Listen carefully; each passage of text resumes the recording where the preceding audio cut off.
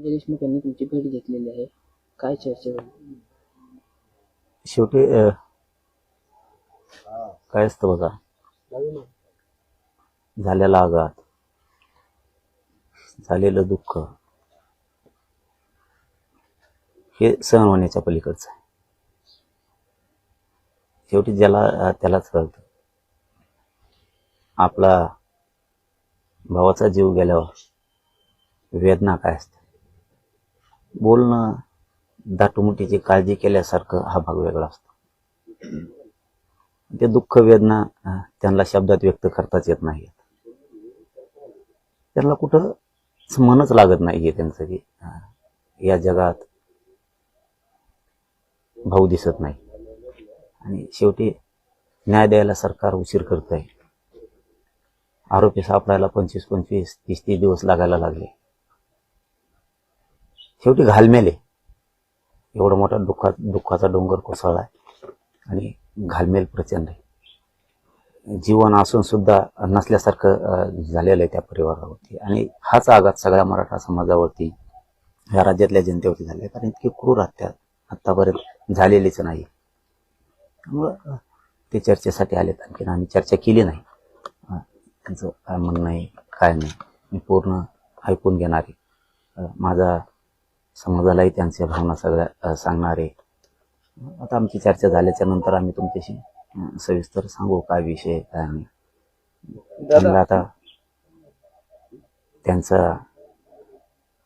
घरावरती एवढा दुःखाचा डोंगर कोसळलाय, त्यांच्या अश्रू अनावर होत नाहीत. लय अवघड परिस्थिती होती. शब्दात सांगणं खूप अवघड आहे. असं कधीच करायला नको होतं त्यांनी ते केलेलं आहे. हे पाऊल त्यांनी उचलायलाच नको होतं. एवढी मोठा अपराध त्यांच्या हातातून झालेला आहे. त्यामुळे याच्यात कोणी सुटणार नाही. आम्ही सोडणार नाही कोणालाच, अजिबात सोडणार नाही. म्हणजे खून करणारे आरोपी असोत, त्यांना पाठबळ देणारे असोत, त्यांना बळ देणारे असोत, त्यांना लपून ठेवायसाठी मदत करणारे असो, यांना कोणाला सोडणार नाही. सरकारनं कोणकोणच्या दवाखान्यात येईल, कोणकोणच्या मित्राकडे जातो, कोणकोणच्या हॉटेलवर जातो, राज्यातल्या सगळ्या क्षेत्रात आणि क्षेत्राला सरकारने, गृह मंत्रालयाने सांगून ठेवायला पाहिजे होतं. दिसला की कळवा. जर दिसला आणि तरी कळविला नाही तर त्याला सुद्धा सहआरोपी करायचं काम सरकारने करायला पाहिजे. आरोपी कसं खाली लागत नाही. प्रत्येकाला त्यांनी सांगायला पाहिजे राज्यातल्या आरोपींना लपून ठेवू नका. आणि जर तुमच्या कोणाकडे असेल तर तो पोलिसांना कळवा, आमच्याकडे आहे म्हणून, किंवा अमुक अमुक ठिकाणी आरोपी म्हणून. हे आव्हान गृह मंत्रालयाने करायला पाहिजे. तसे तातडीचे आदेश गृह मंत्रालयाने काढले पाहिजेत. हे आरोपी आणि आरोपीला पाठबळ देणारे यांचे पत्ते सांगा.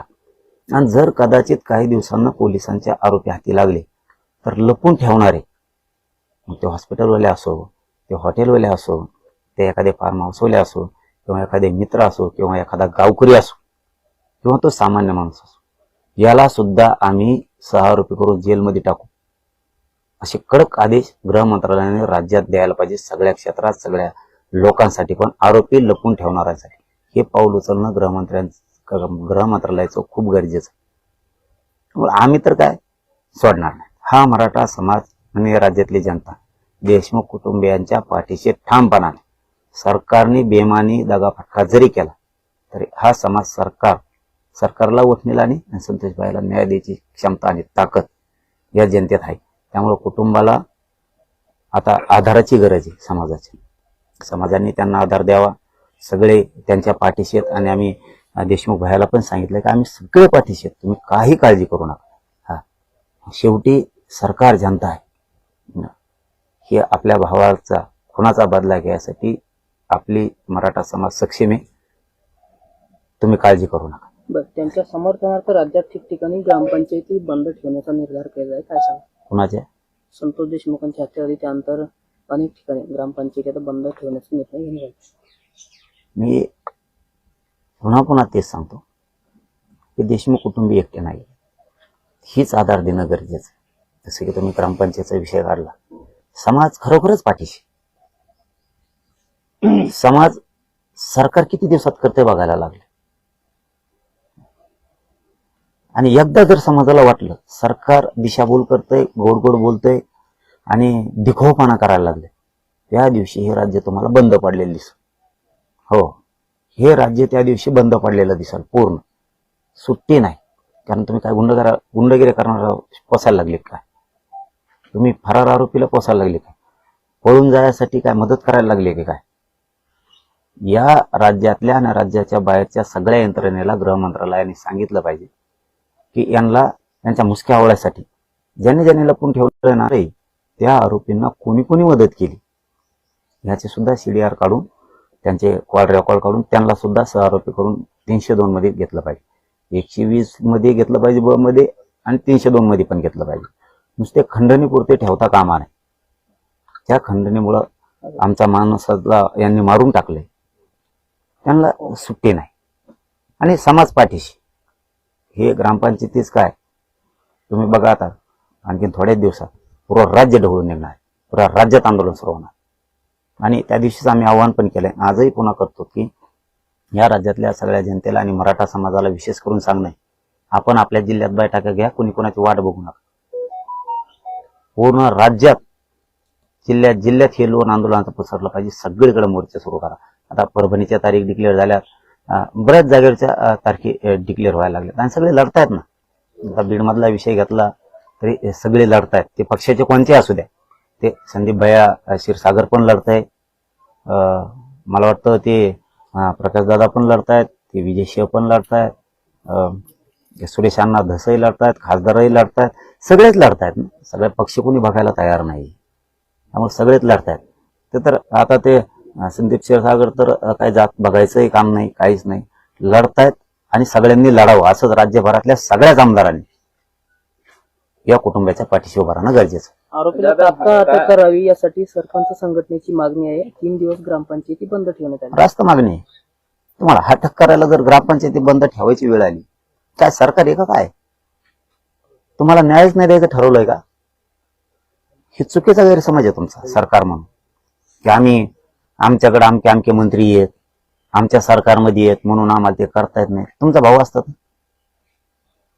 तुमच्या बहिणीच्या नवऱ्यावरती असं घडलं असतं तर मग तुम्हाला किती वाईट वाटलं असतं. त्यामुळं या लेकराला या राज्याचा मुलगा सरकारनं समजावा आणि आरोपीला पाठीशी घालू नये अजिबात. जिथल्या तिथं तुकडाच पडला पाहिजे. नसता जनता रस्त्यावर येणारे राज्य बंद पडणारे आणि आम्ही पाडणार सुद्धा. तुम्ही आरोपीला पाठीशी घालताय, आरोपीच्या बाजूने बोलताय, हे सगळं चुकीचं आहे. आरोपीला साथ देणारे मंत्री तुमचं चहा पाणी करते, बिस्किट खाते, एवढी येडी नाहीये जनता. दादा, याच्यामध्ये जे संशयित आरोपी आहे वाल्मिक कराड, हे आता पोलिसांना शरण येण्याची शक्यता आहे. सीआयडीला शरण येण्याची शक्यता आहे. ज्यात मी ऐकलं नाही, माहित नाही मला काय ती. पण एक गोष्ट मला माहिती, सरकारने कोणाचाही मुलाहिजा केला नाही पाहिजे. जो आरोपी आहे की ज्यांनी क्रूर हत्या घडून आणली त्यालाही सोडलं नाही पाहिजे. त्याच्या पाठीशी जो नेता आहे त्यालाही सोडलं नाही पाहिजे. कमल वाटण याला अटक केलं, त्याला अटक केलं, आता झाला गेला विषय. आणखीन ते 2-3 फरार आहेत मुख्य आरोपी, त्याच्यात आणखीन लय मोठे जणून एकमेकाला साथ देणारे. यांना ह्या 10-20 जणाला साथ देणारा कोण? मग तो साधा माणूस असो, तो मंत्री असो, आमदार असो, खासदार असो, तो सुद्धा शोधायचा. यांना इतक्या जणाला पाठबळ देणारा कोण? त्यांचे फोन झालेले आहेत, त्यांना मध्ये टाकलं पाहिजे, त्याला सुद्धा घेतलं पाहिजे. कारण आतापर्यंत कोणता विषय घेतलेलाच नाहीये. तरी पण काही लोक जाणून बुजून त्याचं नाव नाही, त्याचं नाव नाही, त्याचं नाव नाही. तुम्ही कोण म्हणणारे?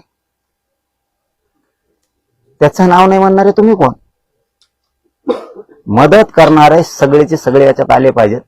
नसता सरकारला सोपं जाणार नाहीये. आम्ही पुऱ्या राज्यात आंदोलन सुरू करणार आहेत आणि झाले सुरू त्यात. दादा, बीड जिल्ह्यासाठी पालकमंत्री म्हणून मुख्यमंत्र्यांनी स्वतः जबाबदारी घ्यावी अशा पद्धतीची मागणी जी आहे ते बीडकरांकडून करण्यात येत आहे. आम्हाला संतोष भैयाचे सगळे आरोपी अटक पाहिजेत आणि त्यांच्यावर कठोर कारवाई पाहिजे. त्यांना पाठबळ पुरवणारे सुद्धा जेलमध्ये पाहिजेत. मग ते कोणी पण असू दे, कोणत्याही पदावर बसलेला असू दे, आत्ताही ते सुद्धा सगळे पाहिजेत. सुट्टी नाही. कोण करायचं आणि काय करायचं ते माझा प्रश्न नाही. मला एवढंच माहिती आहे, त्यात मंत्री असो, आमदार असो, खासदार असो, या खून करणाऱ्या आरोपींच्या पाठीशी जे जे उभा राहिले, ज्यांनी ज्यांनी खून करायचे प्रयत्न केले आरोपींना वाचवायसाठी, सरकारकडे एरझऱ्या घालल्या, ते एरझऱ्या घालणारे सुद्धा जेलमध्ये पाहिजे. त्यांना अजिबात सुट्टी नाही. तो महाजन कशाला मागं ठेवलाय? त्याला कसं का बडतर्फ केलं नाही आणखी? याच्यात आणखीन 4-2 पोलीस आहेत, तेही का नाही घेतले? ते आरोपी कुठे गेले? ते मुख्य आरोपी 2-4 जण आणखी. म्हणजे तुम्ही दिखाऊपणाचं नाटक नका का? तुम्हाला सुट्टी नाहीये, सुट्टी नाही. समाज आता खवाळाय. एवढी क्रूरपणे हत्या करून तुम्ही जर त्याची चेष्टा करणार असलात, मयत संतोष भैया, स्वर्गीय संतोष भैया देशमुखांचे तुम्ही जर त्यांच्या जीवाशी पुन्हा खेळणार असला तर जड जाणार आहे मुख्यमंत्री साहेब, जड जाणार आहे. आम्ही रस्त्यावरती येणार आहेत, आम्ही बघायचं तोवर बघणार आहेत, आम्ही सोडणार नाहीत. नुसते आरोपी धरून चालणार नाही.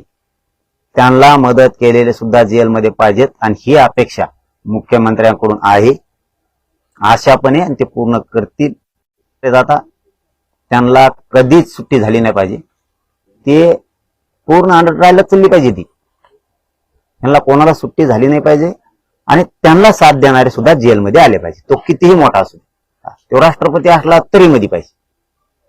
नसता राज्य बंद पाडणार आहे. काल तुमची एक मिनिट.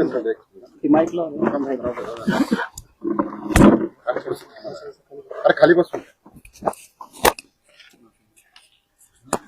लेपल पण अरे भाऊ लेपल लावून किती टाकू?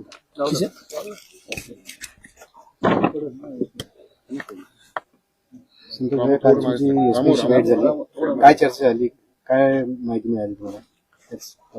हे तपासासंदर्भात आढावा घेण्यासाठी आम्ही आलो होतो की कुठपर्यंत तपास आलाय, काय चाललंय. तर तपास CID कडे असल्यामुळं परत आम्ही त्यांच्या तपासी अधिकाऱ्याकडे गेलो.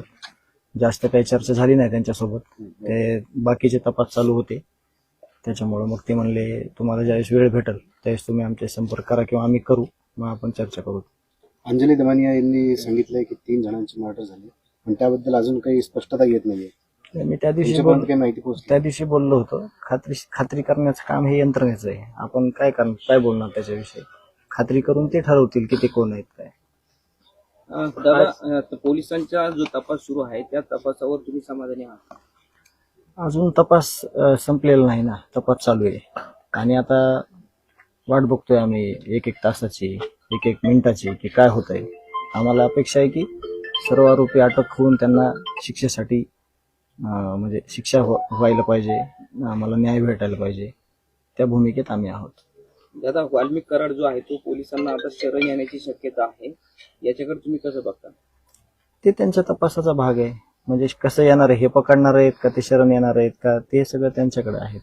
आपण काय बोलणार त्याविषयी, ते त्यांच्या तपासाचा भाग आहे.